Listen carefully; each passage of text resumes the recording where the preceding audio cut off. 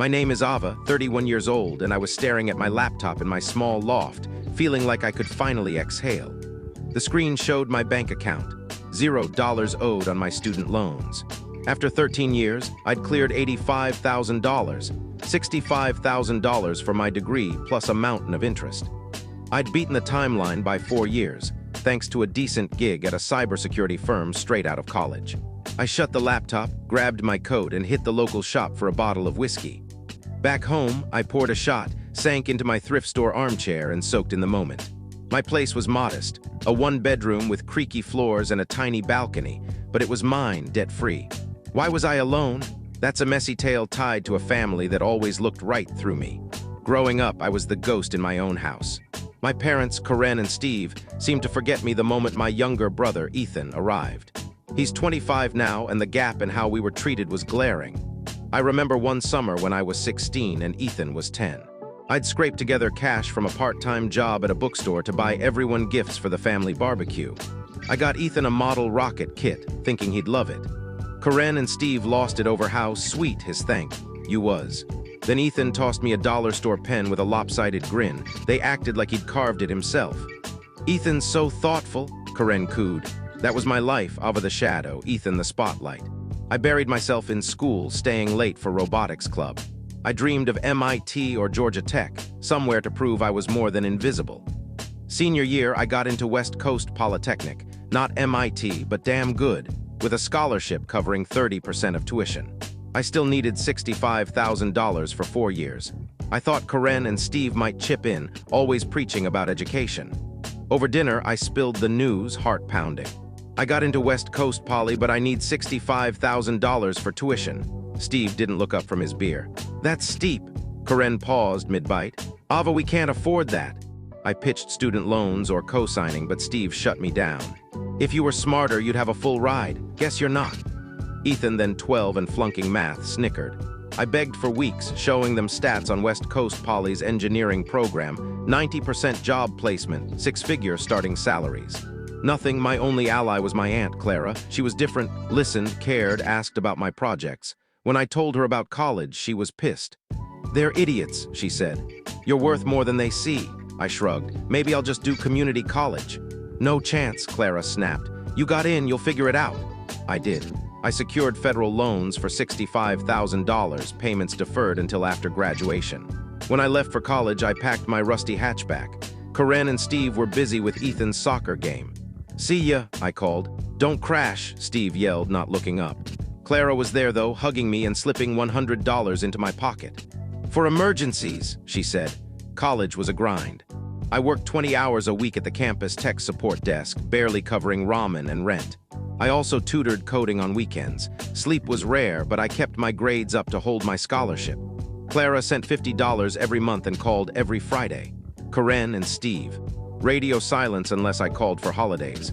"Hey, happy birthday, Dad." "Thanks, Ava, school good?" "Yeah, Dean's List." "Cool, Ethan just made varsity." 5 minutes done. Senior year, I was on fire. Interviews with 5 tech companies, killer rec letters from profs. Graduation came and I scanned the crowd for my parents, knowing they wouldn't show. The night before, Corinne called. "Congrats, Ava. We can't make it, Ethan's got a tournament." I swallowed hard. "Yeah, okay." Clara drove 7 hours, cheering like I'd won an Oscar. Post-ceremony, she took me to a diner for burgers and pie. A month later, I landed a job at CyberShield Solutions, $68,000 to start. I crashed with Clara for 9 months to save cash, cooking pasta and watching old sitcoms together. I saw my parents twice when they visited her, conversations clipped. "Got a job?" Steve asked. "Yeah, cybersecurity." "Nice, pays well." Then they'd pivot to Ethan's college apps. I moved into my loft, a no-frills spot Clara helped furnish with garage sale finds. Loan payments hit, $700 a month, a decade-long slog if I paid the minimum. I lived lean, drove a clunker, and threw every penny at the debt. Clara kept me posted on family drama. Ethan got into River Valley University, full ride. "Your parents refinanced the house," she said, "for Ethan's future." I was stunned. They told me loans were too risky but found cash for him. They also bought him a new pickup at 20 and funded a Cancun trip after graduation. I nodded, long past surprise. Fast forward, I just cleared my loans. I called Clara, whiskey in hand. "Auntie, I'm debt-free." Hell yeah, Ava. Come over Sunday, I'm making chili. That Sunday, I brought whiskey and cornbread. Clara's place smelled amazing, chili, cornbread, apple pie. Mid-meal, the doorbell rang. My stomach dropped. Karen, Steve, and Ethan. Ava's here, Karen said, stepping in. Clara invited them to eat, ever polite. Karen eyed the spread. Big celebration, Clara grinned. Ava paid off her loans. My parents shared a look, sharp, calculated. That's quick, Steve said. How'd you pull that off? Clara cut in. Ava's killing it at a top firm. She's a rock star. They nodded, eyes lingering. 2 weeks later, Karen called. Ava, come for dinner Saturday. Let's catch up. Weird, they didn't do catch up. I went curious. The house was the same, sagging porch, cluttered kitchen. Ethan was there, scrolling on a shiny new tablet, dressed in name-brand gear. Dinner was awkward. They grilled me, job details, salary, rent. You're doing well, Steve said. No loans, huh? Ethan piped up. Still in that tiny loft, you could buy a house. Another look between my parents. Days later, they showed up at my place, unannounced, poking around, asking about my savings. Ethan smirked at my mismatched furniture. It felt like an inspection. I was uneasy but clueless about their angle. The next week at Clara's, she looked grim over coffee. Ava, my neighbor, heard your parents talking. They want you to buy Ethan a $400,000 condo, new complex, fancy amenities. My jaw hit the floor. They said you've got no debt, a big salary, no kids. They think you owe Ethan.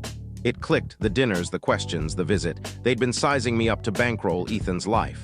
I'm done, I said. Clara nodded. What's the plan? My company's opening a Seattle branch, I said. I'm out. I'd heard about the expansion months ago. The next day, I asked my boss about the transfer. She confirmed it, better pay, moving stipend, start in a month. I told Clara, swearing her to secrecy.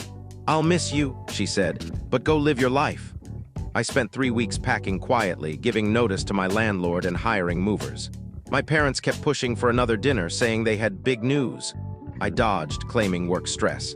The Friday before my move, they insisted I come over. I went, knowing it'd be the last time. Ethan was practically glowing. After dinner, Karen got serious.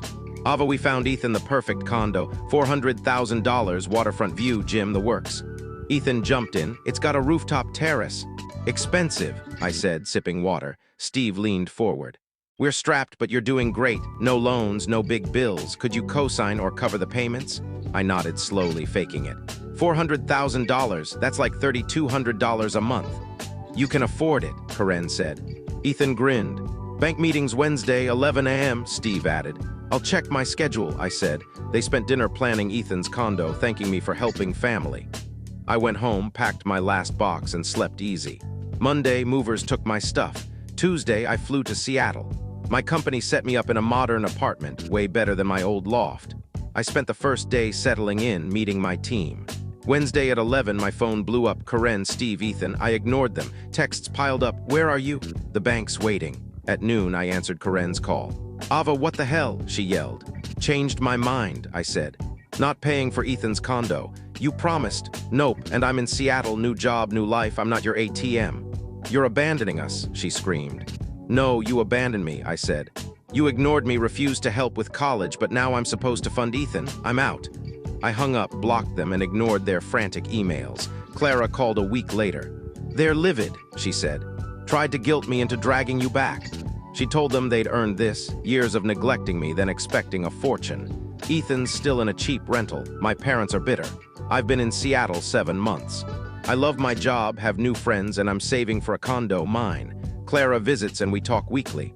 I'm finally living for me, not chasing ghosts who never saw me. That whiskey tastes better in Seattle.